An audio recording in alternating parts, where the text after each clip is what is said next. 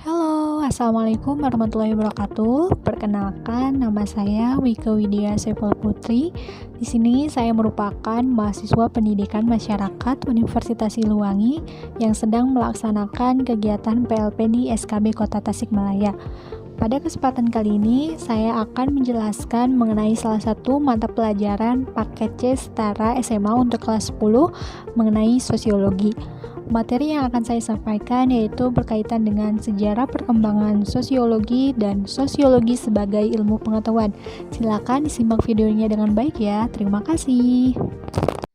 Yang pertama, di sini saya akan menjelaskan tentang sejarah perkembangan sosiologi. Kelahiran sosiologi tidak terlepas dari proses perubahan jangka panjang yang melanda masyarakat Eropa Barat pada abad pertengahan. Ketika ilmu sosiologi lahir dan berkembang di Eropa, para pemimpin Indonesia belum pernah mempelajari ilmu sosiologi sebagai ilmu pengetahuan. Akan tetapi, banyak di antara mereka telah memasukkan unsur-unsur sosiologi ke dalam ajaran mereka. Salah satunya, Ki Hajar Dewantara. Beliau memberikan sumbangan yang sangat banyak pada sosiologi dengan konsep-konsepnya tentang kepemimpinan dan juga kekeluargaan di Indonesia. Setelah kemerdekaan Indonesia pada 1945, seorang sarjana Indonesia, Sonario Kolopaki, untuk pertama kalinya memberikan kuliah sosiologi di Akademi Ilmu Politik Yogyakarta. Di akademi tersebut, sosiologi dikuliahkan sebagai ilmu pengetahuan dalam jurusan ilmu pemerintahan dalam negeri, hubungan luar negeri, dan juga publisistik. Sejak saat itulah, banyak sekali orang Indonesia yang ingin memperdalam pengetahuannya tentang sosiologi itu sendiri. Hal inilah yang menjadi pendorong berkembangnya serta meluasnya ilmu sosiologi di Indonesia sampai sekarang. Selanjutnya, kita akan membahas tentang sosiologi sebagai ilmu pengetahuan. Yang pertama, kita akan mempelajari tentang apa sih definisi ilmu pengetahuan. Secara etimologi, ilmu pengetahuan merupakan kata yang berasal dari bahasa Arab, masdar dari alima ya'lamu yang berarti tahu atau mengetahui. Dalam pengertiannya, ilmu pengetahuan merupakan pengetahuan yang tersusun secara sistematis dengan menggunakan kekuatan pemikiran. Pada hakikatnya, ilmu pengetahuan itu timbul karena adanya hasrat ingin tahu dari setiap manusia. Yang selanjutnya ada definisi sosiologi. Secara etimologis, sosiologi berasal dari bahasa Latin yaitu socius, artinya berteman atau rekan, dari bahasa Yunani yaitu logis yang berarti ilmu.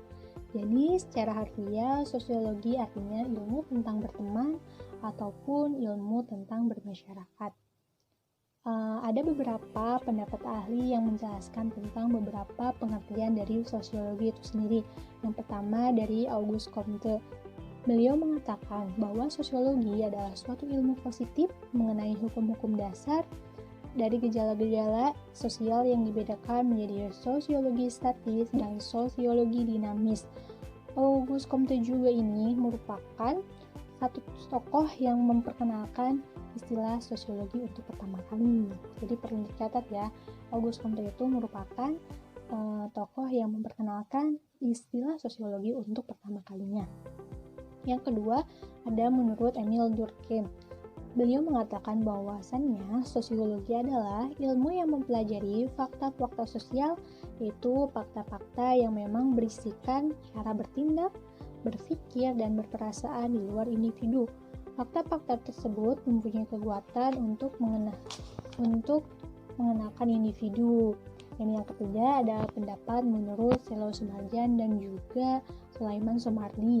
Beliau mengatakan bahwasannya sosiologi itu adalah ilmu yang mempelajari struktur sosial dan proses-proses sosial termasuk perubahan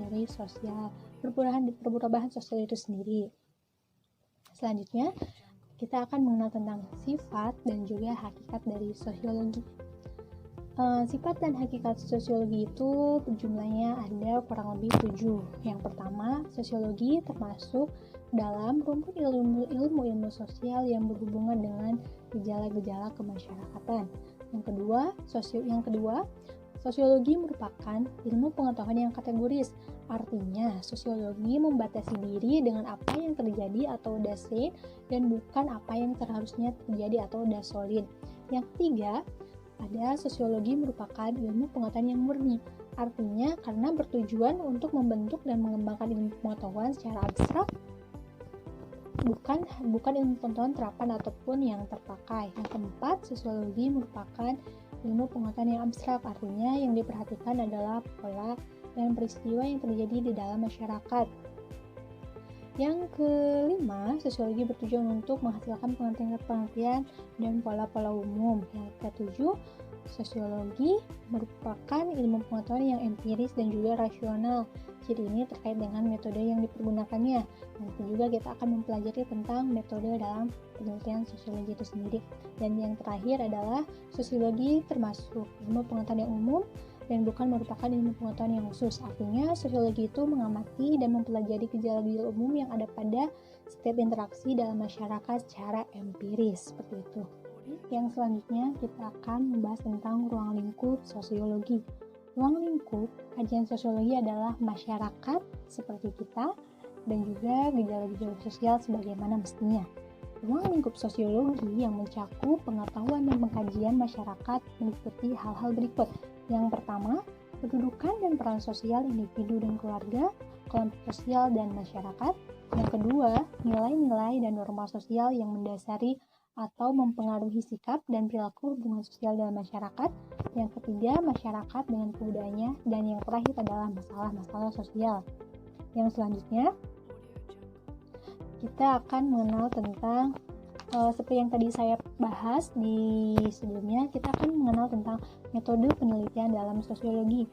Di dalam penelitian sosiologi terdapat dua pendekatan yang digunakan oleh para peneliti sosiologi, yaitu yang pertama, penelitian kualitatif.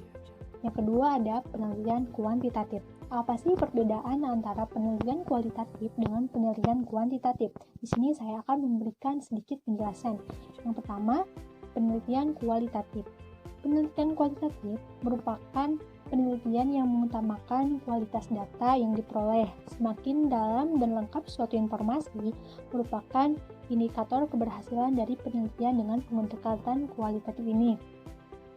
Yang kedua, ada pendekatan kuantitatif, yaitu pendekatan yang mengutamakan pada kuantitas data. Data ini biasanya berupa angka yang merupakan bahan utama dalam melakukan analisis, seperti itu. Yang selanjutnya ada manfaat dan peran sosiologi. Yang pertama, di sini saya akan menjelaskan tentang manfaat dari sosiologi itu sendiri. Yang pertama, dapat dijadikan alat ataupun sarana untuk memahami masyarakat tertentu. Yang kedua, sebagai alat untuk memahami struktur masyarakat, pola-pola interaksi, dan juga stratifikasi sosial. Dan juga masih banyak contoh lainnya yang kita rasakan dengan adanya sosiologi ini. Dengan adanya sosiologi, kita lebih bisa memahami orang lain, kita bisa menjadi individu yang memang bisa saling berinteraksi dengan orang lain. Dan yang kedua, ada peran dari sosiologi. Yang kedua, ada peran sosiologi. Sosiologi memiliki peranan penting dalam membantu memecahkan masalah-masalah sosial seperti kemiskinan, konflik, dan juga lain sebagainya. Yang terakhir di sini saya akan menjelaskan tentang fungsi sosiologi untuk mengkaji realitas sosial di masyarakat. Fungsi sosiologi dalam mengkaji realitas sosial ini merupakan penerapan sosiologi dalam kehidupan. Hal ini disebut dengan applied science. Salah satu usaha yang dilakukan untuk mengatasi masalah dalam realitas sosial adalah dengan mengadakan perencanaan sosial yang baik. Lebih jelasnya, di sini ada beberapa fungsi sosiologi yang mengkaji tentang realitas sosial di masyarakat. Yang pertama, sosiologi untuk perencanaan sosial. Yang kedua, sosiologi untuk penelitian serta penyelidikan. Yang ketiga, sosiologi untuk pembangunan. Dan yang keempat adalah sosiologi untuk mengatasi masalah sosial. Baik, dicukupkan sekian untuk materi pembelajaran kali ini. Selanjutnya silakan teman-teman mengerjakan tugas pada link berikut ini dan tugasnya nanti dikumpulkan di pertemuan selanjutnya. Terima kasih. Wassalamualaikum warahmatullahi wabarakatuh.